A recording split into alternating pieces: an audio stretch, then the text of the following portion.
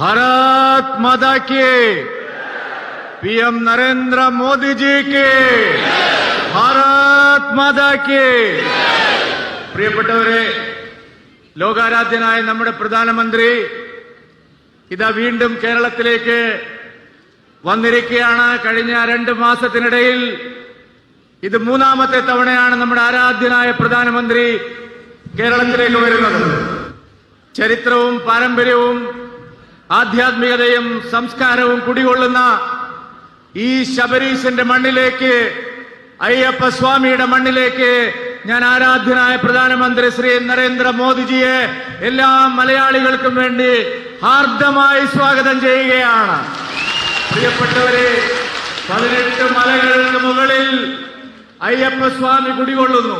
പമ്പാ നദിയുടെ ഓരങ്ങളിൽ ആധ്യാത്മികതയും ചരിത്രവും പാരമ്പര്യവും, ചരിത്ര പ്രസിദ്ധമായ മരാമൺ കൺവെൻഷനും അതുപോലെ തന്നെ ഹിന്ദുമത പരിഷത്തും എല്ലാം സമഞ്ജസമായി നിൽക്കുന്ന മതനിരപേക്ഷതയുടെയും സൗഹാർദ്ദത്തിന്റെയും മണ്ണാണ് പത്തനംതിട്ട.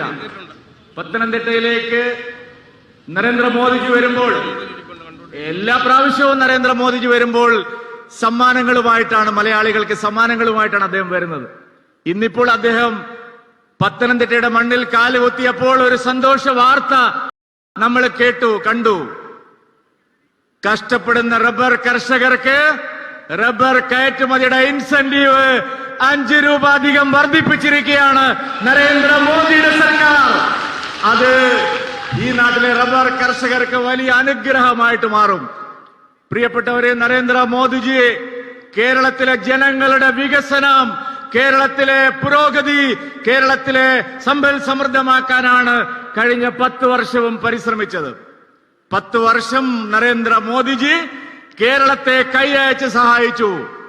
ഈ ലോക്സഭാ തെരഞ്ഞെടുപ്പിൽ നരേന്ദ്രമോദിജിയുടെ കരങ്ങൾക്ക് ശക്തി പകരാൻ കേരളത്തിൽ നിന്നുള്ള എംപിമാരെ തെരഞ്ഞെടുത്തയക്കാനാണ് മലയാളികൾ തീരുമാനിച്ചിരിക്കുന്നത്. ആറ്റിങ്ങലിൽ നിന്ന് പ്രധാനമന്ത്രിയുടെ അനുഗ്രഹം തേടാൻ ശ്രീ വി മുരളീധരൻജി ഇവിടെ എത്തിയിട്ടുണ്ട്, നമ്മുടെ സ്ഥാനാർത്ഥി. പത്തനംതിട്ടയിൽ നിന്ന് അനിൽ കെ ആന്റണി മോദിജിയുടെ അനുഗ്രഹം തേടാൻ ഇവിടെ എത്തിയിട്ടുണ്ട്. കോട്ടയത്ത് മത്സരിക്കുന്ന BDJSന്റെ സ്ഥാനാർത്ഥി ശ്രീ തുഷാർ വെള്ളാപ്പള്ളി അവറുകൾ ഇവിടെ എത്തിയിട്ടുണ്ട്. ആലപ്പുഴയിൽ മത്സരിക്കുന്ന നമ്മുടെ പ്രിയങ്കരിയായ ശോഭാ സുരേന്ദ്രൻ ഇവിടെ എത്തിയിട്ടുണ്ട്. അതുപോലെ മാവേലിക്കരയിൽ മത്സരിക്കുന്ന ബൈജു കലാശാല ഇവിടെ എത്തിയിട്ടുണ്ട്.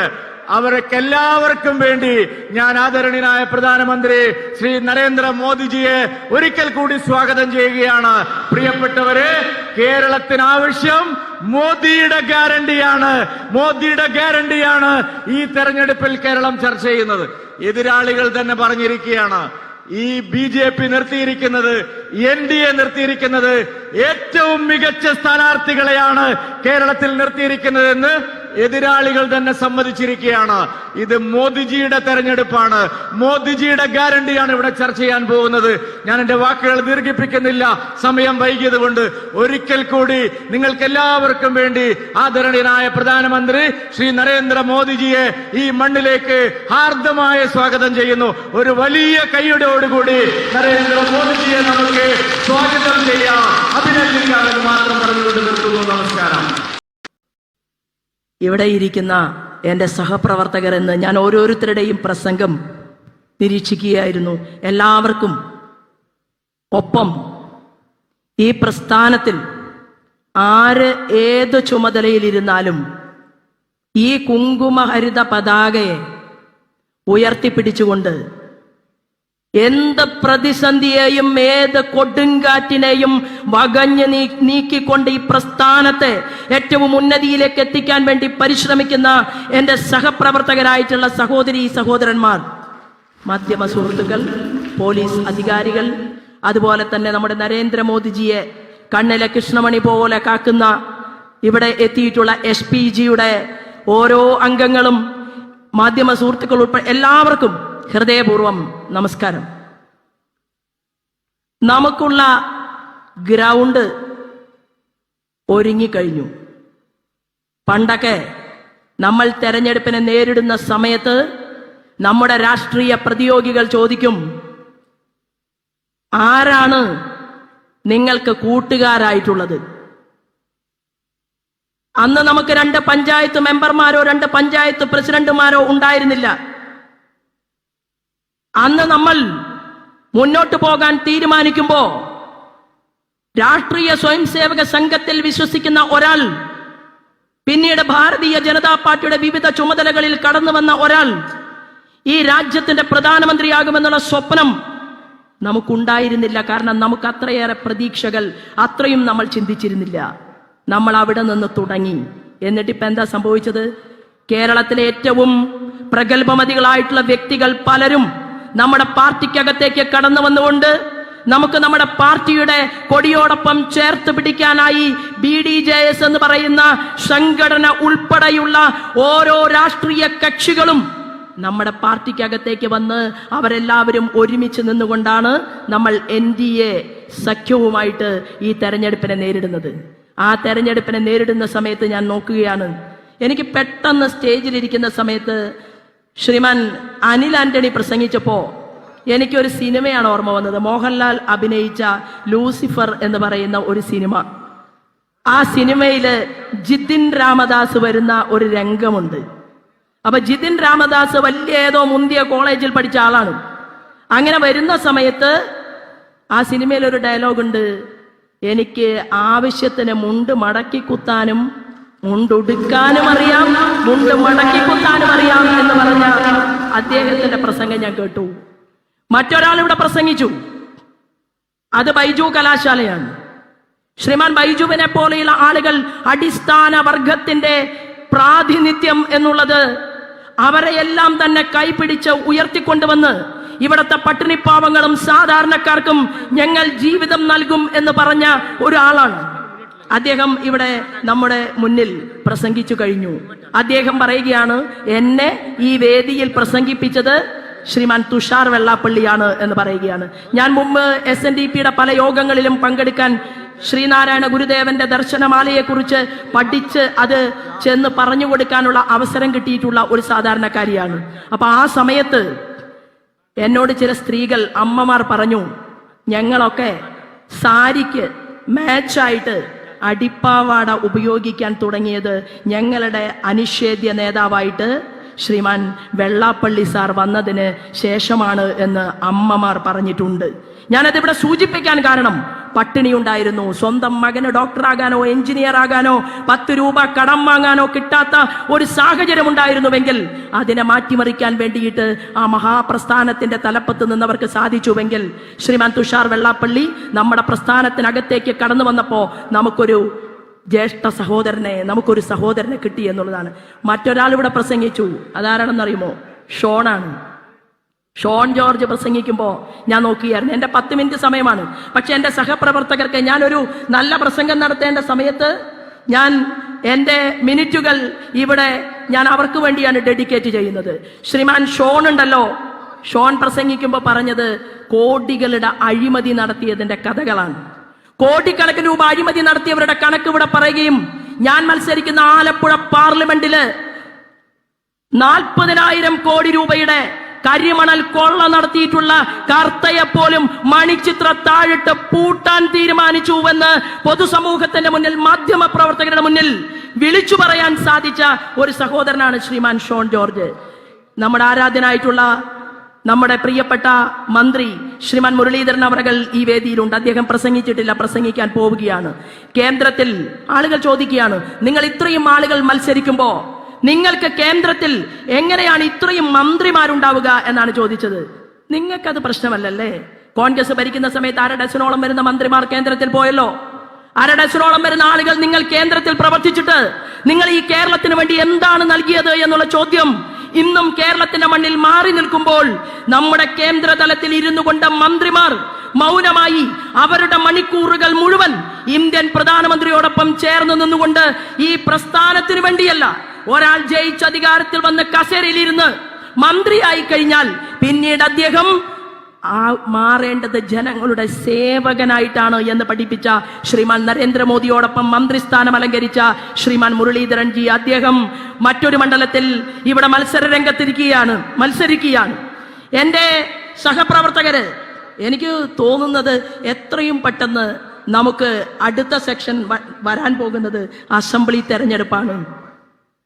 എനിക്ക് ഉറപ്പുണ്ട് ഇതിനകത്തിരിക്കുന്ന ചെറുപ്പക്കാരിൽ പലരും 100 സെഞ്ചുറി തികയ്ക്കും എന്നുള്ള രീതിയിലാണ് ഈ ഇരിക്കുന്ന ആളുകളെ കാണുന്ന സമയത്ത് എനിക്ക് തോന്നുന്നത്. പ്രിയപ്പെട്ടവരെ, ഞാൻ 1-2 കാര്യങ്ങൾ സൂചിപ്പിക്കാനാണ് ഈ അവസരത്തെ ഉപയോഗപ്പെടുത്തുന്നത്. നമ്മുടെ ആരാധ്യനായിട്ടുള്ള ലോകാരാധ്യനായിട്ടുള്ള ശ്രീമാൻ നരേന്ദ്രമോദിജി ഈ വേദിയിലേക്ക് കടന്നു വരികയാണ്. അദ്ദേഹത്തെ എത്ര തന്നെ കണ്ടാലും, അദ്ദേഹത്തെ ഓരോ നിമിഷവും അദ്ദേഹത്തിന്റെ മുഖകമലത്തെ കാണുമ്പോ, അദ്ദേഹത്തിന്റെ വാക്കുകൾ കേൾക്കുമ്പോ നമുക്ക് ഇനിയും പ്രവർത്തിക്കാനുള്ള ഊർജവും ആവേശവും കിട്ടുമ്പോൾ, അദ്ദേഹത്തിന്റെ മണിക്കൂറുകൾ, ദിവസങ്ങൾ, ആഴ്ചകൾ, അദ്ദേഹത്തിന്റെ വർഷങ്ങൾ, ഒരു ദിവസം പോലും ലീവ് എടുക്കാതെ ഒരു പാവപ്പെട്ട കുടുംബത്തിൽ ജനിച്ചു വളർന്ന ഒരു സാധാരണക്കാരന്റെ മകനെ ഇന്ന് ലോകത്തിന്റെ വിശ്വഗുരുവിന്റെ സ്ഥാനത്തേക്ക് എന്റെയും നിങ്ങളുടെയും ഭാരതാംബയെ ഉയർത്തി കാണിക്കാൻ വേണ്ടി ശ്രമിച്ചുകൊണ്ട് ശ്രീമാൻ നരേന്ദ്രമോദി മുന്നോട്ട് വരുമ്പോൾ, അദ്ദേഹം ഈ വേദിയിലേക്ക് കടന്നു വരുമ്പോ, ഇവിടെ മുൻ മുഖ്യമന്ത്രി, രാഷ്ട്രീയത്തിന്റെ ചാണക്യൻ, കേരളത്തിൽ വികസനം സ്പീഡായി കൊണ്ടുവരണമെന്ന് പറഞ്ഞ ശ്രീമാൻ കരുണാകരന്റെ കുടുംബത്തിൽ നിന്ന് ഒരു സഹോദരി നമ്മുടെ പ്രസ്ഥാനത്തിനകത്തേക്ക് കടന്നു വന്നിരിക്കുകയാണ്, ശ്രീമതി പത്മജ. ആ പത്മജ ചേച്ചിയെ ഹൃദയപൂർവ്വം സ്വാഗതം ചെയ്തുകൊണ്ട് ഇന്ത്യയുടെ പ്രധാനമന്ത്രി ഏതാനും സമയത്തിനകം ഈ വേദിയിലേക്ക് കടന്നു വരും. പ്രിയപ്പെട്ടവരെ, ഇന്ന് പത്രത്തിൽ ഒരു വാർത്തയുണ്ട്. ആ വാർത്തയിൽ എന്താണ് പറയുന്നതെന്നറിയുമോ? കേരള ഭരണത്തിന് നേതൃത്വം കൊടുക്കുന്ന പിണറായി വിജയനോട്, മുഖ്യമന്ത്രിയോട് ഞാൻ ഒരു ചെറിയ ചോദ്യം ചോദിക്കാൻ ആഗ്രഹിക്കുകയാണ്. കേന്ദ്രത്തിലെ പ്രധാനമന്ത്രി നരേന്ദ്രമോദിജി അദ്ദേഹം പോഷൺ അഭിയാൻ പദ്ധതി പ്രഖ്യാപിച്ചു. അദ്ദേഹം പറഞ്ഞു, ഗർഭിണികളായിട്ടുള്ള അമ്മമാർ, അവർക്ക് നല്ല കുഞ്ഞുങ്ങൾ ഉണ്ടാകണം, അവർക്ക് ആരോഗ്യം വേണം, അവർക്ക് ആവശ്യമായിട്ടുള്ള പോഷക സമൃദ്ധമായിട്ടുള്ള ഭക്ഷണം കൊടുക്കണം, അതിന് കോടിക്കണക്കിന് രൂപ മാറ്റിവെക്കണമെന്ന് ആവശ്യപ്പെട്ടപ്പോ കേരളത്തിന്റെ മുഖ്യമന്ത്രിയും ഇവിടുത്തെ മന്ത്രിമാരും ചിരിച്ചു. അവര് പറഞ്ഞു, നല്ല കുഞ്ഞുങ്ങൾ ഉണ്ടാകാൻ ഇന്ത്യയുടെ പ്രധാനമന്ത്രി പറയണമോ? അതായിരുന്നു ചോദ്യം. പ്രിയപ്പെട്ട സുഹൃത്തുക്കളെ, എന്റെ പ്രിയപ്പെട്ട സഹോദരന്മാരെ, ഇതാ കേരളത്തിന്റെ കണക്ക് പുറത്തു വന്നിരിക്കുകയാണ്. ഇന്നത്തെ പ്രമുഖമായ ഒരു പേപ്പറിൽ വന്ന വാർത്തയാണ്. ആവശ്യത്തിന് ഉയരമില്ലാതെ, ഉയരത്തിനനുസരിച്ച് തൂക്കമില്ലാതെ ജീവിക്കുന്ന കുട്ടികളുടെ നാടായിട്ട് ഈ കേരളം മാറുകയാണ്. എന്നിട്ട് പറയുന്നത് എന്താണെന്നറിയുമോ? 6 വയസ്സ് മുതൽ 16 വയസ്സ് വരെയുള്ള 63% കുട്ടികളും കേരളത്തിൽ ഈ പ്രശ്നം അഭിമുഖീകരിക്കുകയാണ്. ജില്ലയുടെ വ്യത്യാസമില്ലാതെ കാസർഗോഡ് മുതൽ തിരുവനന്തപുരം വരെയുള്ള എന്റെയും നിങ്ങളുടെയും അമ്മമാർ പ്രസവിക്കുന്ന കുട്ടികൾ, 63% വരുന്ന കുട്ടികൾ ശാരീരികമായ പോഷകക്കുറവ് അനുഭവിച്ചുകൊണ്ട് ഈ കേരളത്തിന്റെ മണ്ണിൽ മുന്നോട്ട് പോകുന്നു എന്ന് പ്രമുഖമായിട്ടുള്ള പത്രവാർത്ത കേരളത്തിൽ പുറത്തു വന്നിരിക്കുകയാണ്. ഞാൻ പിണറായി വിജയനോടാണ് ഇപ്പോ മൈക്കിലൂടെ സംസാരിക്കുന്നത്. പ്രിയപ്പെട്ട മുഖ്യമന്ത്രി, അങ്ങയുടെ മകൾക്ക് സ്വർണ്ണത്തേരൊരുക്കുമ്പോ കേരളത്തിലെ പാവപ്പെട്ട സ്ത്രീകൾക്ക്, കേരളത്തിൽ ഉണ്ടാകുന്ന കുഞ്ഞുങ്ങൾക്ക് അവർക്ക് ആവശ്യമായിട്ടുള്ള പോഷകാംശം കൊടുക്കണമെന്ന് കേന്ദ്രം പറഞ്ഞ് കോടിക്കണക്കിന് രൂപ കേരളത്തിലേക്ക് കിട്ടിയപ്പോ അത് വകമാറി ചിലവഴിച്ച ഒരു നാണം കെട്ട മുഖ്യമന്ത്രിയാണ് ഈ കേരളത്തിന്റെ പിണറായി വിജയൻ എന്ന് പറയുന്ന മുഖ്യമന്ത്രി എന്ന് ഞങ്ങൾ ഈ കേരളത്തിലെ ജനങ്ങളോട് വിളിച്ചു പറയും. ഞങ്ങളുടെ പ്രധാനമന്ത്രിയുടെ സ്വപ്നമാണ് പോഷൺ അഭിയാൻ പദ്ധതി. നോക്കൂ, 23.4% കുട്ടികൾ അവർക്ക് ആരോഗ്യ പ്രശ്നങ്ങളുണ്ട്. 16.1% വരുന്ന കുട്ടികൾ തീരെ ഭാരമില്ലാത്തവരായിട്ട് കേരളത്തിൽ ജനിക്കുകയാണ്. ഞാനും നിങ്ങളും അടുത്ത തലമുറയ്ക്ക് വേണ്ടിയാണ് രാഷ്ട്രീയ പ്രവർത്തനം ചെയ്യുന്നത്. നമുക്ക് ഈ കേരളത്തെ ഇങ്ങനെ വിട്ടാൽ പോരാ എന്നുള്ളതാണ്. കുട്ടികളിൽ വിളർച്ച രോഗം 35.7% വരുന്ന കുട്ടികൾക്ക് വിളർച്ച രോഗമുണ്ട്. പാവപ്പെട്ടവന്റെ കുട്ടിക്ക് ഭക്ഷണം കഴിക്കാൻ മാർഗമില്ലെങ്കിലും, പാവപ്പെട്ടവർക്ക് പെൻഷൻ ഇല്ലെങ്കിലും, മറിയ ചേർത്തിയെ പോലുള്ള ആളുകൾ പെൻഷൻ കിട്ടാത്തതിന്റെ പേരിൽ പിച്ചച്ചട്ടിയുമായി ഈ കേരളത്തിന്റെ മുന്നിൽ വരുമ്പോഴും നിങ്ങൾ എന്താ പറഞ്ഞത്? നിങ്ങൾ പറഞ്ഞു നരേന്ദ്രമോദി പണമൊന്നും തരുന്നില്ല, നരേന്ദ്രമോദി വികസന പ്രവർത്തനമൊന്നും ചെയ്യുന്നില്ല എന്നല്ലേ നിങ്ങൾ പറഞ്ഞത്? തെരഞ്ഞെടുപ്പ് വന്നപ്പോ തിരുവനന്തപുരത്ത് മിസ്റ്റർ ശശി തരൂരിന്റെ ഫ്ലക്സ് ബോർഡ് വന്നു. ശശി തരൂരിന്റെ ഫ്ലക്സ് ബോർഡിൽ പറയുകയാണ് 3000 കോടിയുടെയും 4000 കോടിയുടെയും 6000 കോടിയുടെയും കണക്ക്. അദ്ദേഹം പറയുന്നു, ഞാൻ പാർലമെന്റേറിയനായിരുന്നു തിരുവനന്തപുരത്ത്, 6000 കോടി രൂപയിലധികം ഞാൻ ഇവിടുത്തെ ജനങ്ങൾക്ക് വേണ്ടി നൽകിയിട്ടുണ്ട്. ഉണ്ടോ? സന്തോഷം. കൊല്ലം പ്രേമചന്ദ്രൻ പറയുകയാണ്, ഞാനാണ് ഏറ്റവും കൂടുതൽ കൊല്ലം പാർലമെന്റ് മണ്ഡലത്തിലേക്ക് ഏറ്റവും കൂടുതൽ വികസന പ്രവർത്തനങ്ങൾ കൊണ്ടുവന്ന ആൾ. അപ്പൊ ശരി, പ്രേമചന്ദ്രന്റെ ഫ്ലക്സ് ബോർഡ് ഈ റോഡിൽ കാറിൽ തിരുവനന്തപുരത്തേക്ക് പോകുന്ന സമയത്ത് കണ്ട കാഴ്ച ഞാൻ സൂചിപ്പിക്കുകയാണ്. അത് കഴിഞ്ഞ് ഇങ്ങോട്ട് പോരുമ്പോ ആലപ്പുഴയിൽ ഞാൻ കണ്ടു ആരിഫിന്റെ ഫ്ലക്സ് ബോർഡ്. അതിൽ ആരിഫ് പറഞ്ഞു 2500 കോടിയുടെ വികസന പ്രവർത്തനങ്ങൾ ഞാൻ നടത്തിയിട്ടുണ്ട്. ചുരുക്കി പറഞ്ഞാൽ കേരളത്തിലെ MP-മാർ ഇത്ര കണ്ട് പണം നിങ്ങളുടെ മണ്ഡലത്തിൽ ചിലവഴിച്ചിട്ടുണ്ട് എന്ന് ഇപ്പോഴെങ്കിലും ഈ വൈകിയ വേളയിലെങ്കിലും നിങ്ങൾ പറയാൻ തയ്യാറായി എന്ന് പറഞ്ഞാൽ അതിനർത്ഥം ഇന്ത്യയുടെ പ്രധാനമന്ത്രി കേരളത്തോട് പക്ഷപാതമില്ലാതെ ഒരു MLA വിജയിപ്പിച്ചിട്ടില്ലെങ്കിലും MP-യെ വിജയിപ്പിച്ചിട്ടില്ലെങ്കിലും കേരളത്തെ നെഞ്ചോട് ചേർത്ത ആരാധ്യനായ നരേന്ദ്രമോദിയുടെ ഒരു ഫോട്ടോ പോലും ഒരു പദ്ധതിയിലും നിങ്ങൾ എഴുതി ചേർത്തിട്ടില്ലെങ്കിലും ഞങ്ങൾ ജനങ്ങളോട് പറയും, ഈ കണക്കുകൾ ഭാരതീയ ജനതാ പാർട്ടിയുടെ നേതൃത്വം, ഇവിടത്തെ NDA-യുടെ നേതൃത്വം, ഞങ്ങൾ വീടാന്തരം ഈ കണക്കുകൾ പറയാൻ തീരുമാനമെടുത്തുകൊണ്ടാണ് ഈ തെരഞ്ഞെടുപ്പ് പോരാട്ടത്തിന്റെ മുന്നിൽ നിൽക്കുന്നത്. എന്റെ സഹപ്രവർത്തകരോട് എനിക്കൊരൊറ്റ അപേക്ഷയാണുള്ളത്. നമ്മൾ കുറെ കാലമായി കഠിന പ്രയത്നം ചെയ്യാൻ തുടങ്ങിയിട്ട് 41 ദിവസം വ്രതമെടുത്തുകൊണ്ട് ശബരിമലയിലേക്ക് പോകുന്നത് പോലെ ഇനിയുള്ള ഓരോ മണിക്കൂറുകളും കഠിനമായിട്ടുള്ള വ്രതമെടുക്കുന്നത് പോലെ നിങ്ങളുടെ മണ്ഡലത്തിലെ സ്ഥാനാർത്ഥിയുടെ വിജയത്തിന് വേണ്ടി നിങ്ങൾ കഷ്ടപ്പെട്ട് പ്രവർത്തിക്കാൻ തീരുമാനിച്ചുകൊണ്ടാണ് നിങ്ങൾ ഓരോരുത്തരും ഇവിടേക്ക് എത്തിച്ചേർന്നിട്ടുള്ളത്. ആ വ്രതത്തിന്റെ റിസൾട്ട് കേരളം അങ്ങോളം ഇങ്ങോളം ഉണ്ടാകാൻ പോകുമ്പോ നമ്മുടെ ലോകാരാധ്യനായിട്ടുള്ള ശ്രീമാൻ നരേന്ദ്രമോദിജിയുടെ സ്വപ്നം പൂവണിയിക്കപ്പെടും എന്നുള്ളതാണ്. അങ്ങനെ ചില താമരകൾ വിരിയിച്ചെടുത്തുകൊണ്ട് കേന്ദ്രമന്ത്രിമാരായിട്ട് ആളുകളെ പറഞ്ഞയക്കാനും MP-മാരായിട്ട് ചില ആളുകളെ മാറ്റാനും കിട്ടിയിട്ടുള്ള ഈ അസുലഭ അവസരത്തെ ഉപയോഗപ്പെടുത്താൻ വേണ്ടിയിട്ട് നമ്മൾ മുന്നോട്ട് പോകുന്ന സമയത്ത് ലോകം ശ്രദ്ധിച്ച ലോകാരാധ്യനായിട്ടുള്ള ശ്രീമാൻ നരേന്ദ്രമോദിജിയുടെ വാക്കുകൾ ഒരു കാര്യം സൂചിപ്പിച്ചുകൊണ്ട് ഞാൻ എന്റെ വാക്കുകൾ നിർത്തുകയാണ്. ഒരു മുദ്രാവാക്യം ഉണ്ടായിരുന്നു പണ്ട്, പത്മജേച്ചിക്ക് ഓർമ്മയുണ്ടാവും, ഗരീബി ഹടാവോ. അതായിരുന്നു ഇന്ത്യൻ നാഷണൽ കോൺഗ്രസിന്റെ ഒരു വലിയ മുദ്രാവാക്യം. ദാരിദ്ര്യത്തെ മാറ്റൂ, നോർത്ത് ഇന്ത്യയുടെ തെരുവേദികളിൽ ദാരിദ്ര്യത്തെ മാറ്റൂ എന്ന് പറഞ്ഞ് നിങ്ങൾക്ക് റേഷൻ മിലേഗ ഒരു മുദ്രാവാക്യമായിരുന്നു, നിങ്ങൾക്ക് റേഷൻ കിട്ടും. മറ്റൊരു മുദ്രാവാക്യമായിരുന്നു സാരെ ലോഗോം കോ അസ്പത്താൽ may free ration മിലേഗ, അസ്പത്താൽ may free medicine മിലേഗ. എല്ലാ പാവങ്ങൾക്കും ആശുപത്രിയില് സൗജന്യമായിട്ട് മെഡിസിൻ ലഭിക്കും, മിലേഗ കിട്ടും. ഓരോ സെക്ടറിനെ കുറിച്ചും മുൻകാല കോൺഗ്രസിന്റെ നേതാക്കന്മാർ പറഞ്ഞു, പ്രസംഗിച്ചു, പാവപ്പെട്ടവരോട് പറഞ്ഞു നിങ്ങൾക്കെല്ലാം കിട്ടും.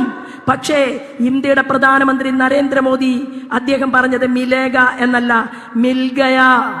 5 ലക്ഷം വരുന്ന ആയുഷ്മാൻ ഭാരത് പദ്ധതി നിങ്ങൾക്ക് കിട്ടിയിട്ടില്ല എന്നാണ് നരേന്ദ്രമോദി ചോദിച്ചത്. നിങ്ങൾക്ക് പ്രധാനമന്ത്രി ആവാസ് യോജന പദ്ധതി കിട്ടിയില്ലേ? അതാണ് നരേന്ദ്രമോദിജി ചോദിച്ചത്. നിങ്ങൾക്ക് ഇവിടുത്തെ പാവപ്പെട്ട അമ്മമാരോട് ചോദിച്ചു, ഇന്ദ്രധനുഷ് പദ്ധതി നിങ്ങൾക്ക് കിട്ടിയില്ലേ? അദ്ദേഹം ചോദിച്ചു. മാതൃബന്ധൻ യോജന നിങ്ങൾക്ക് കിട്ടിയിട്ടില്ലേ? അദ്ദേഹം ചോദിച്ചു. ബേട്ടി പഠാവോ ബേട്ടി ബച്ചാവോ നിങ്ങൾക്ക് കിട്ടിയില്ലേ? അദ്ദേഹം ചോദിച്ചു. സർവശിക്ഷ അഭിയാൻ പദ്ധതി, ആരാധനായ അടൽ ബിഹാരി വാജ്പേയിയുടെ സ്വപ്ന പദ്ധതി എല്ലാ ക്ലാസ് മുറികളിലേക്കും കിട്ടിയിട്ടില്ലേ? അതാണ് ശ്രീമാൻ നരേന്ദ്രമോദി ചോദിച്ചത്.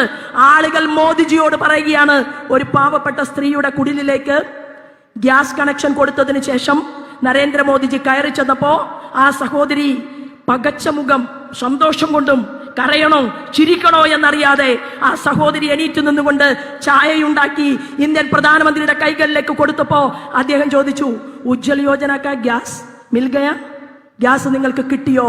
നരേന്ദ്രമോദി ചോദിച്ചപ്പോ മിൽഗയി എന്നാണ് പറഞ്ഞത്. പ്രിയപ്പെട്ടവരെ, കിട്ടിയെന്നാണ് അമ്മ പറഞ്ഞത്. വീട് കിട്ടി, ഗ്യാസ് കിട്ടി, വെള്ളം കിട്ടി. പ്രിയപ്പെട്ടവരെ, ആശുപത്രിയിൽ സൗജന്യമായിട്ടുള്ള 5 ലക്ഷം രൂപയുടെ പദ്ധതി കിട്ടി. പക്ഷെ കേരളത്തിന്റെ മുഖ്യമന്ത്രിയോടും പ്രതിപക്ഷത്തോടും ഞങ്ങൾ ചോദിക്കാൻ ആഗ്രഹിക്കുന്നു, നിങ്ങൾ ഇതൊന്നും കേരളത്തിലെ പാവങ്ങൾക്ക് കൊടുക്കാതെയാണ് നിങ്ങൾ കാത്തിരുന്നത്. നിങ്ങൾ പ്രധാനമന്ത്രി കൊടുത്ത വീട്ടിൽ, നരേന്ദ്രമോദിജി കൊടുത്ത വീട്ടിൽ ഇവിടുത്തെ പാവപ്പെട്ടവൻ കിടന്നുറങ്ങിയാൽ ഞങ്ങൾക്ക് വീട് തന്ന നരേന്ദ്രമോദിജി വിശ്വസിക്കുന്ന പാർട്ടിയിൽ താമര ചിഹ്നത്തിൽ വോട്ട് കിട്ടുമോ എന്നുള്ള ഭയപ്പാട് കൊണ്ട് മറ്റേതൊരു സംസ്ഥാനത്തെക്കാൾ കൂടുതൽ നിങ്ങൾ ഇവിടെ വികസനത്തെ വഴിമാറ്റി നിർത്തി അഴിമതിയുടെ കെടുകാര്യസ്ഥതയുടെ പ്രതീകമായി പര്യായമായിട്ടാണ് ഇവിടുത്തെ ഭരണപക്ഷവും ആ ഭരണപക്ഷത്തെ അനുകൂലിക്കുന്ന പ്രതിപക്ഷവും കേരളത്തിന്റെ നിയമസഭയ്ക്കകത്ത് പോയിട്ടുള്ളത്. പ്രിയപ്പെട്ട സഹോദരന്മാരെ, സഹോദരിമാരെ, ഇതിനെ നമുക്ക്, ഇവരുടെ ഈ കാപട്യത്തെ നമുക്കൊന്ന് പൊളിച്ചടുക്കണം. അതിന് ഈ വരാൻ പോകുന്ന നാളുകളിൽ നിങ്ങൾ വിളിക്കുന്ന മുദ്രാവാക്യത്തിനും നിങ്ങളുടെ പ്രവർത്തനങ്ങൾക്കും നിങ്ങളുടെ മനസ്സിനും ഈ സമൂഹത്തിന്റെ മുന്നിലേക്ക് കാര്യങ്ങൾ എത്തിക്കാൻ ജഗദീശ്വരൻ നിങ്ങളെ അനുഗ്രഹിക്കട്ടെ എന്ന് പ്രാർത്ഥിച്ചുകൊണ്ട് ഞാൻ ഈ വേദിയിൽ എന്റെ വാക്കുകൾ അവസാനിപ്പിക്കുകയാണ്. ഇതാ കിഴക്കൻ ചക്രവാളത്തിൽ കാവി നിറം സൂര്യോദയം, അരുണ സൂര്യോദയം വരികയാണ്. ആ അരുണ സൂര്യോദയം ആരാധനായ ശ്രീമാൻ നരേന്ദ്രമോദിജിയുടെ പ്രവർത്തനങ്ങളെ ഇനി കേരളത്തിന്റെ അതിരുകൾക്കകത്ത് തളച്ചിടാൻ സാധ്യമല്ല എന്ന് പ്രഖ്യാപിച്ചുകൊണ്ടാണ് സൂര്യകിരണങ്ങൾ ഈ കേരളത്തിലെയും തൊട്ട് തലോടിക്കൊണ്ടിരിക്കുന്നതെങ്കിൽ നമുക്ക് അടൽ ബിഹാരി വാജ്പേയിജി പറഞ്ഞതുപോലെ സൂരജ് ഹോ തോ കമൽ കിലേഗ, സൂര്യനുണ്ടെങ്കിൽ താമര വിരിയിക്കുമെന്നുള്ള ദൃഢപ്രതിജ്ഞ എടുത്തുകൊണ്ടാണ് എന്റെ സഹപ്രവർത്തകന്മാർ ആരാധ്യനായിട്ടുള്ള നരേന്ദ്രമോദിജിയെ ഇവിടേക്ക് സ്വാഗതം ചെയ്യുന്നത്. അദ്ദേഹത്തെ ഹൃദയപൂർവ്വം നമ്മൾ സ്വാഗതം ചെയ്യും. ലോകം കാത്തിരിക്കുന്ന ഈ നരേന്ദ്രമോദിജിയെ, ഭാരതം ഓരോ നിമിഷവും നെഞ്ചേറ്റിട്ടുള്ള നരേന്ദ്രമോദിജിയെ ഞാനും നിങ്ങളും ആരാധനയോടെ കൊതിയോടെ നോക്കിക്കാണുന്ന നരേന്ദ്രമോദിജിയെ കേരളത്തിന്റെ തെരുവീതികളിൽ നമുക്ക് മണിക്കൂറുകൾ കിട്ടിയിട്ടുണ്ടെങ്കിൽ അദ്ദേഹത്തിനൊരു സമ്മാനം, അത് താമരയിൽ നിന്ന് വിജയിക്കുന്ന സ്ഥാനാർത്ഥികളുടെ രൂപത്തിൽ ആ സമ്മാനം തന്നാൽ കേരളത്തെ ഞങ്ങൾ മാറ്റിമറിച്ച് ഇവിടുത്തെ പാവപ്പെട്ടവർക്ക്, ഇവിടുത്തെ ടെക്നോളജിസ്റ്റിന്, ഇവിടുത്തെ ശാസ്ത്രജ്ഞന്, ഇവിടുത്തെ ആബാലവൃദ്ധം വരുന്ന ജനതയെയും കാത്തു സംരക്ഷിച്ചോളാം എന്നുള്ള വാക്ക് തന്നുകൊണ്ടാണ് നമ്മൾ ഒരുമിച്ച് മുന്നോട്ട് പോകുന്നത്.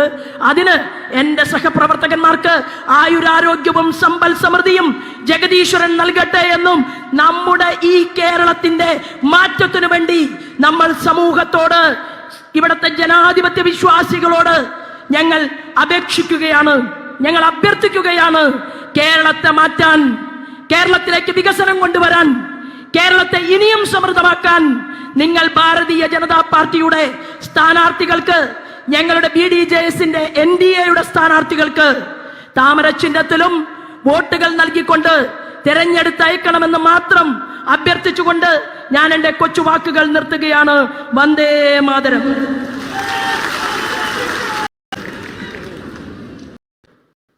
തോമസ് ഐസക്കിനോട് ചോദിക്കുന്നു, നിങ്ങൾ ജയിച്ചാൽ ആരായിരിക്കും ഇവിടുത്തെ പ്രധാനമന്ത്രി? നമ്മുടെ നാടിനെ നയിക്കാൻ പോകുന്ന ആൾ ആരാണ്? നിങ്ങൾക്ക് എന്തിൻ്റെ പേരിൽ വോട്ട് തരണം? പറയൂ, എന്താണ് നിങ്ങളുടെ പരിപാടി? നിങ്ങൾ ജയിച്ചു കഴിഞ്ഞാൽ ഈ ഭാരതത്തിൽ നടപ്പാക്കാൻ പോകുന്ന പരിപാടി എന്താണ്? ഈ രണ്ട് ചോദ്യങ്ങൾക്കും ഉത്തരം അവർക്കില്ല. കാരണം അവർ രണ്ടുപേരും കേരളത്തിന് പുറത്ത് സഹോദരങ്ങളാണ്. അടുത്ത കാലത്ത് ആനി രാജ, CPIയുടെ നേതാവ്, പറഞ്ഞു, എന്തിനാണ് ഈ രാഹുൽ ഗാന്ധി വയനാട്ടിൽ വന്ന് മത്സരിക്കുന്നത്? അതിൻ്റെ ആവശ്യമില്ലായിരുന്നല്ലോ എന്ന് പറഞ്ഞാൽ അതിൻ്റെ അർത്ഥം, നമ്മൾ സുഹൃത്തുക്കളല്ലേ, നമ്മൾ ഒരേ മുന്നണിയിൽപ്പെട്ടവരല്ലേ, എന്തിനാണ് ഈ വയനാട് വന്ന് മത്സരിക്കുന്നത് എന്ന ചോദ്യം ഈ കേരളത്തിൽ നിന്നുകൊണ്ടാണ് ആനി രാജ ചോദിച്ചത്. ശരിയാണ്, നിങ്ങളുടെ മത്സരം സൗഹൃദ മത്സരമാണ്, ഒത്തുതീർപ്പ് രാഷ്ട്രീയമാണ്. ഇത് ജനങ്ങളെ, ഈ കേരളത്തിലെ ജനങ്ങളെ പറ്റിപ്പിക്കാൻ വേണ്ടിയാണ്. നിങ്ങൾ കേരളത്തിന് പുറത്ത് സുഹൃത്തുക്കളാണ്, ബന്ധുക്കളാണ്, ഒരുമിച്ച് നിന്നുകൊണ്ട് മത്സരിക്കുകയാണ്. നിങ്ങൾക്ക് യാതൊരു അഭിപ്രായ വ്യത്യാസവും ഇല്ല. കാരണം നിങ്ങൾക്ക് ഒരു കാര്യത്തിൽ യോജിക്കാൻ പറ്റില്ല, പക്ഷെ ഒരു കാര്യത്തിൽ നിങ്ങൾക്ക് യോജിക്കും. എന്താണ് അത്? NDA തോൽപ്പിക്കണമെന്നുള്ള കാര്യത്തിലാണ്. ഇവിടെ K മുരളീധരൻ അടുത്ത കാലത്ത് പറഞ്ഞു, ഞാൻ എന്തിനു വേണ്ടിയാണ് മത്സരിക്കുന്നത്? ഞാൻ ഇതിനു മുമ്പും ഇവിടുത്തെ NDA BJP സ്ഥാനാർത്ഥിയൊക്കെ തോൽപ്പിച്ച ചരിത്രമുണ്ട്. അതുകൊണ്ടാണ് ഞാൻ കേരളത്തിൽ ഭാരതീയ ജനതാ പാർട്ടിയുടെ മുന്നേറ്റത്തെ തടഞ്ഞു നിർത്തിയത്. ഞാനാണ്. നേമത്ത് ഞാൻ മത്സരിച്ചു, ഞാൻ അവിടെ BJPയുടെ സ്ഥാനാർത്ഥിയെ തോൽപ്പിച്ചു. അതാണ് എൻ്റെ ക്രെഡിറ്റ് കാർഡ്, എൻ്റെ ഏറ്റവും വലിയ ട്രാക്ക് റെക്കോർഡ് എന്ന് പറയുന്നത്. ഞാൻ BJPയെ തോൽപ്പിച്ചു എന്നുള്ളതാണ്. ശരിയാണ് മുരളീധര, നിങ്ങൾ മത്സരിക്കുന്നത് ജയിക്കാനല്ല, തോൽപ്പിക്കാനാണ്. നിങ്ങൾക്ക് ജയിക്കേണ്ട കാര്യമില്ല. കാരണം ജയിക്കാൻ വേണ്ടിയേ അല്ല അവർ ചിന്തിക്കുന്നു. കാരണം സൗഹൃദ മത്സരമാണ്. അവർ രണ്ടുപേരും കൂട്ടായിട്ട് നിന്നുകൊണ്ട് NDA എങ്ങനെ തോൽപ്പിക്കാമെന്നുള്ളതിനെ കുറിച്ചാണ് ഇവിടെ ചിന്തിച്ചുകൊണ്ടിരിക്കുന്നത്. ആ രണ്ടു കൂട്ടരുടെയും അവിശുദ്ധ കൂട്ടുകെട്ടിനേക്കാൻ പോകുന്ന ഏറ്റവും വലിയ പ്രഹരമാണ് ഈ തെരഞ്ഞെടുപ്പ് ഫലം എന്നുള്ള കാര്യത്തിൽ യാതൊരു സംശയവുമില്ല. നിങ്ങൾ അഭിനയിക്കുക. ഇത് കപട നാടകമാണ്, ഇത് കാപട്യമാണ്, വഞ്ചിക്കുകയാണ്, ചതിക്കുകയാണ്, കബളിപ്പിക്കുകയാണ്, ഈ നാട്ടിലെ ജനങ്ങളെ കബളിപ്പിക്കുകയാണ്. നിങ്ങൾക്കൊരു പദ്ധതിയില്ല. നിങ്ങൾക്ക് സ്വയം പറയാൻ, യോജിച്ചു നിന്നുകൊണ്ട് പറയാൻ ഒന്നുമില്ല. നിങ്ങൾക്ക് ജയിച്ചാൽ എന്ത് ചെയ്യും എന്നുള്ളതിനെപ്പറ്റി പറയാനില്ല. പക്ഷേ NDAക്ക് പറയാനുണ്ട്, ഈ തെരഞ്ഞെടുപ്പിൽ ജയിച്ച് ഈ ഭാരതത്തിന്റെ പ്രധാനമന്ത്രി ആരായിരിക്കുമെന്നുള്ള കാര്യത്തിൽ യാതൊരു സംശയവുമില്ല. അത് തീർച്ചയായും നരേന്ദ്ര ദാമോദർ ദാസ് മോഡിയാണ് ഈ ഭാരതത്തിന്റെ പ്രധാനമന്ത്രി. അക്കാര്യത്തിൽ ഒരു സംശയം ഇവിടുത്തെ പ്രവർത്തകർക്കാർക്കുമില്ല, ജനങ്ങൾക്കുമില്ല. നിങ്ങൾക്കങ്ങനെ പറയാൻ പറ്റും. നിങ്ങൾക്കങ്ങനെ ആരായിരിക്കും ഈ തെരഞ്ഞെടുപ്പിന് ശേഷം ദേശീയ രാഷ്ട്രീയത്തിൽ ഈ ഭാരതത്തിന്റെ ഭരണസിരാ കേന്ദ്രത്തിൽ നിന്നുകൊണ്ട് ഭരണചക്രം തിരിക്കുന്ന ഈ നാടിന്റെ പ്രധാനമന്ത്രി ആരായിരിക്കും എന്ന് പറയാൻ, ഈ നാട്ടിലെ പ്രബുദ്ധരായ വോട്ടർമാരോടത് പറയാൻ നിങ്ങൾക്ക് കടമയുണ്ട്, നിങ്ങൾക്കതിനുള്ള ചുമതലയുണ്ട്. കാരണം നിങ്ങൾ വോട്ട് ചോദിക്കുന്നത് നാടിനു വേണ്ടിയാണ്. ഈ രാഷ്ട്രം ആര് ഭരിക്കണമെന്നുള്ളതിനെ കുറിച്ചാണ് ഈ തെരഞ്ഞെടുപ്പിൽ ചിന്തിക്കുന്നത്. ഈ നാട്ടിലെ ജനങ്ങൾ അത് ചിന്തിക്കുകയാണ്. നിങ്ങളുടെ പരിപാടി എന്താണ്? നിങ്ങൾ ജയിച്ചാൽ ഈ ഭാരതത്തിൽ നടപ്പിലാക്കാൻ പോകുന്ന പരിപാടി എന്താണ്? ഒരു പരിപാടിയും അവർക്ക് പറയാനില്ല. എന്ത് പരിപാടിയാണ് പറയാൻ? ഈ കേരളത്തെ 4.5 ലക്ഷം കോടി രൂപയുടെ കടക്കണിയിലാക്കി, ഈ കേരളത്തിൽ കറണ്ട് ചാർജ് കൂട്ടി, വാട്ടർ ചാർജ് കൂട്ടി, എല്ലാം കെട്ടിട നികുതി കൂട്ടി, ഈ നാട്ടിലെ ജനങ്ങൾക്ക് ജീവിക്കാൻ നിവൃത്തിയില്ലാത്ത ദുസ്സഹമാക്കി തീർത്ത LDFന് എന്ത് ആണ് ഈ ഭാവി ചെയ്യാൻ പോകുന്നതിനെ പറ്റി പറയാൻ? അതുപോലെ തന്നെ കോൺഗ്രസിന് എന്താ പറയാൻ? നിങ്ങൾക്ക് എന്താണ് ഇനി പരിപാടി, നടപ്പിലാക്കാൻ പോകുന്ന പരിപാടി എന്താണ്? പക്ഷേ NDAക്ക് പറയാനുണ്ട്, ഈ ഭാരതത്തെ ലോകത്തില് 3ാം സാമ്പത്തിക ശക്തിയാക്കി മാറ്റും എന്ന് വളരെ വ്യക്തമായി പറയുകയാണ്. നരേന്ദ്രമോദി പറയുന്നത് അതുതന്നെയാണ്. ഈ ഭാരതത്തെ ഈ യശസ്സിന്റെ നെറുകയിലേക്ക് ലോകത്തിലെ ഏറ്റവും വലിയ ശാക്തിക രാജ്യമാക്കി മാറ്റുമെന്നാണ്. ഏറ്റവും വലിയ പ്രതിരോധ ശക്തിയാക്കും, ഏറ്റവും വലിയ ബഹിരാകാശ ശക്തിയാക്കും, ഏറ്റവും വലിയ കാർഷിക രാജ്യമാക്കി മാറ്റും. എല്ലാ രംഗത്തും സമഗ്രമായ സമൂലമായ പരിവർത്തനം വരുത്തിക്കൊണ്ട് ഈ നാട്ടിലെ ജനങ്ങളുടെ അവരുടെ സാമ്പത്തികമായ അവരുടെ എല്ലാ നിലയിലുമുള്ള ഉയർച്ചയാണ്. വിദ്യാഭ്യാസപരമായി കാർഷിക രംഗത്തും വാണിജ്യ രംഗത്തും വ്യാപാര രംഗത്തും വ്യവസായ രംഗത്തും എല്ലാ രംഗങ്ങളിലും സമഗ്രമായ പുരോഗതി കൈവരിച്ച് ഈ ഭാരതത്തെ ലോക ഗുരുവാക്കും, ജഗത് ഗുരുവാക്കും. ആ സ്ഥാനത്തേക്ക് ഭാരതത്തെ കൊണ്ടുവരും. ലോകത്തിലെ ഏറ്റവും വലിയ ശക്തിയാക്കി മാറ്റിയെടുക്കും. ഇത് പറയാൻ ഇവിടെ LDFന് സാധിക്കും, UDFന് സാധിക്കും, കോൺഗ്രസിന് സാധിക്കും, കമ്മ്യൂണിസ്റ്റ് പാർട്ടിക്ക് സാധിക്കും. കമ്മ്യൂണിസ്റ്റ് പാർട്ടിക്ക് എന്ത് പറയാൻ? ഈ ഭാരത രാഷ്ട്രീയത്തിൽ കമ്മ്യൂണിസ്റ്റ് പാർട്ടിക്ക് എന്ത് പങ്കാണുള്ളത്? ഈ ഭാരതത്തെ ഏത് നിലയിലാക്കും എന്ന് പറയാൻ ഇവർക്ക് എങ്ങനെ സാധിക്കും? എല്ലാത്തിൻ്റെയും നേട്ടം തങ്ങൾക്കാണ് എന്ന് പറഞ്ഞ് ഇവിടെ സൗജന്യമായി അരി കൊടുക്കാൻ റേഷൻ കടയിലൂടെ അരി കൊടുക്കുകയാണ്. ഒരു വർഷം 15.5 ലക്ഷം ടൺ അരി ഈ കേരളത്തിന് കൊടുക്കുന്നുണ്ട്. എന്നിട്ടും ആ റേഷൻ കടയുടെ മുന്നിൽ ഒരു നരേന്ദ്രമോദിയുടെ ഒരു ചിത്രം വെക്കാൻ പോലും മടിയാണ്. അതേസമയം പിണറായി വിജയൻ, ഒന്നും ചെയ്യാത്ത പിണറായി വിജയന്റെ പടം വെക്കണം. എന്തെല്ലാമാണ്. ഒന്നും ചെയ്യാതിരുന്ന് ജനങ്ങൾക്ക് വേണ്ടി, ജനങ്ങളുടെ ക്ഷേമത്തിന് വേണ്ടി, ഉയർച്ചയ്ക്ക് വേണ്ടി, വികസനത്തിന് വേണ്ടി ഒന്നും ചെയ്യാൻ കഴിയാത്ത ആ ഗവൺമെന്റ്, ഈ LDF മേനി നടിച്ച് നടക്കുകയാണ്. ഇല്ലാത്ത കാര്യങ്ങൾ പറഞ്ഞ് ജനങ്ങളെ തെറ്റിദ്ധരിപ്പിച്ച് അവകാശവാദങ്ങൾ ഉന്നയിച്ച് വാസ്തവത്തിൽ കബളിപ്പിക്കുകയാണ്, ചതിക്കുകയാണ്. ഈ ചതിക്കുഴിയിൽ നിന്നും നമ്മുടെ ജനങ്ങളെ രക്ഷിക്കണം. ഒരു കാരണവശാലും ഈ തെരഞ്ഞെടുപ്പിൽ LDFനോ UDFനോ ഒരിക്കലും ഒരു നേട്ടത്തിന്റെ വിജയത്തിന്റെ നേരിയ കണിക പോലും ഈ 20 നിയോജക മണ്ഡലത്തിൽ ഉണ്ടാവാതിരിക്കാൻ തീർച്ചയായും ഈ നാട്ടിലെ പ്രബുദ്ധ കേരള ജനത തയ്യാറാകുമെന്നുള്ള കാര്യത്തിൽ ഒരു സംശയവുമില്ല. ഇനി പത്തനംതിട്ട നിയോജക മണ്ഡലത്തെക്കുറിച്ച് സംസാരിക്കട്ടെ.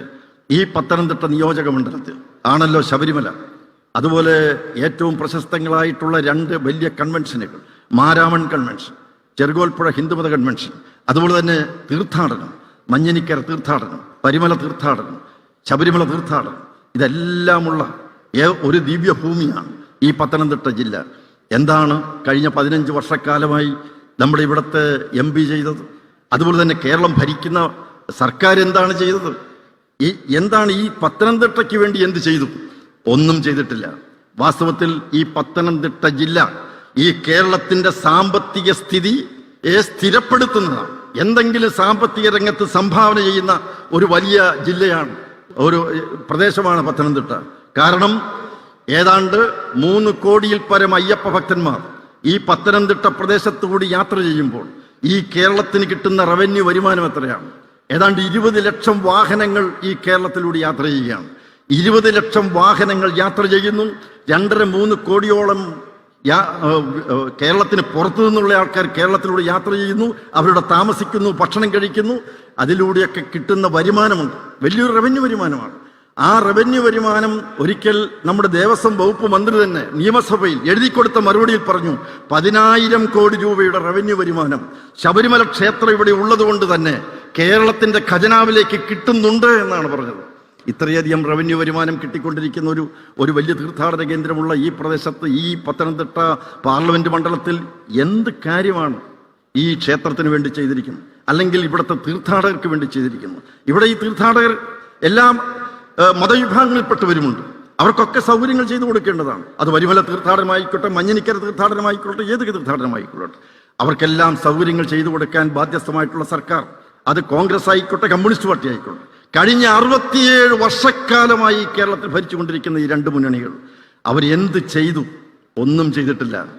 അതേസമയം സ്വദേശി ദർശൻ പദ്ധതിയിൽപ്പെടുത്തി ഈ ശബരിമലയ്ക്ക് വേണ്ടി എന്തെല്ലാം പദ്ധതികൾ നടപ്പിലാക്കി. ഇവിടെ എൻ്റെ സുഹൃത്ത് ശ്രീ കണ്ണന്താനം, അദ്ദേഹം തന്നെ മന്ത്രിയായിരിക്കുന്ന സന്ദർഭത്തിൽ 300 കോടി രൂപയുടെ പ്രോജക്റ്റാണ് തയ്യാറാക്കി കൊടുത്തത്. അത് പാസ്സായി, അതൊക്കെ നടപ്പിലാക്കി. അതിൽ 20 കോടി രൂപ ഈ ശബരിമലയ്ക്ക് വേണ്ടി ചെലവഴിച്ചതാണ്. 100 കോടി അനുവദിച്ചതിൽ 20 കോടി രൂപ ചെലവഴിച്ചതിന്റെ കണക്ക് പോലും ഇതുവരെ കൊടുത്തിട്ടില്ല. പിന്നെ എങ്ങനെ ബാക്കി കിട്ടും? കാരണം ഇത്രയധികം സഹായം കേന്ദ്ര സർക്കാർ കൊടുത്തിട്ടുണ്ട്. കേരള ഗവൺമെന്റ് എന്ത് ചെയ്തു? ഇവിടെ ഈ പമ്പാ നദി വളരെ വിശുദ്ധമായ നദിയാണ്, പുണ്യ നദിയാണ്. ഈ പമ്പാ നദി വറ്റി വരണ്ടുകൊണ്ടിരിക്കുകയാണ്. ആര് ശ്രദ്ധിക്കുന്നു? ഇവിടുത്തെ കേരള ഗവൺമെന്റ് എന്തെങ്കിലും ചെയ്യുന്നുണ്ടോ? ആറന്മുള വള്ളംകളിക്ക് വേണ്ടി എന്തെങ്കിലും ചെയ്യുന്നുണ്ടോ?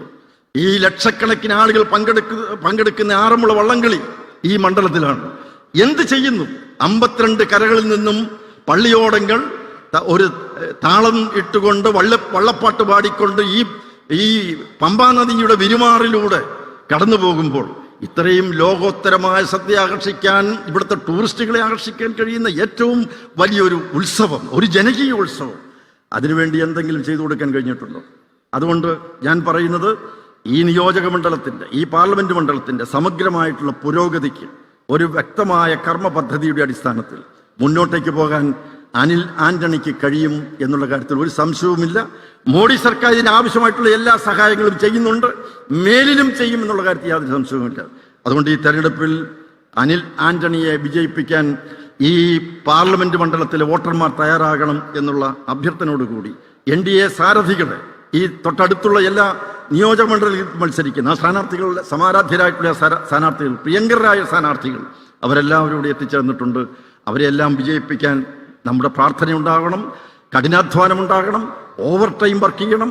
അങ്ങനെ അവരെ വിജയ ശ്രീലാളിതരായി വിജയ വൈജയന്തി പാറിപ്പറപ്പിക്കാൻ കഴിയുന്ന വിധത്തിൽ ഒരു ഉഷാറായ പ്രവർത്തനം, ആവേശകരമായ പ്രവർത്തനം നടക്കണമെന്നുള്ള അഭ്യർത്ഥനയോടുകൂടി ഞാൻ എൻ്റെ വാക്കുകൾ ചുരുക്കുന്നു. നന്ദി.